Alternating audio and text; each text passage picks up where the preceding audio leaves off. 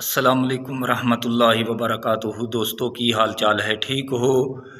उम्मीद करने तुसी सारे खैर आफियत दे नाल होवोगे। अल्लाह ताला तमाम नू अपने हिफ्ज़ व अमान दे विच रखे, आमीन सुम्मा आमीन। तो भाइयों, अज अर्ज़ करने नबी पाक सल्लल्लाहु अलैहि वसल्लम दा फरमान। आपने जिहड़ी रोज़ेदार दी फजीलत अज़मत बयान फरमाई। तो आप अलैहिस्सलाम ने फरमाया, रोज़ादार दे वास्ते दो खुशियाँ ने। पहली आपने फरमाया, जदों रोज़ादार अफ्तार करता है बवक्ते अफ्तारी, उस दे वास्ते एक खुशी है। तो हुज़ूर अलैहिस्सलाम दे गुलामों, ये वो खुशी है जिहड़ी अल्फाज दे विच बयान नहीं हो सकती, जिहड़ी रोज़ेदार नू अफ्तारी दे वक्त लज्जत और खुशी नसीब होंदी है।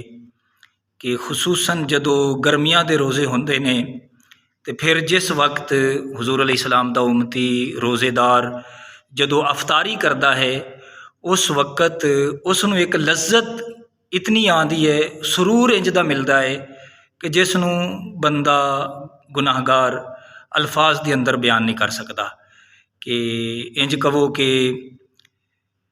सारा दिन भुख प्यास बर्दाश्त करता है, तो जदों अफ्तारी करता है उसनू लज्जत इतनी आती है, दोबारा दूसरे दिन फिर वो रोज़ा रखने वास्ते आमादा हो जाता है।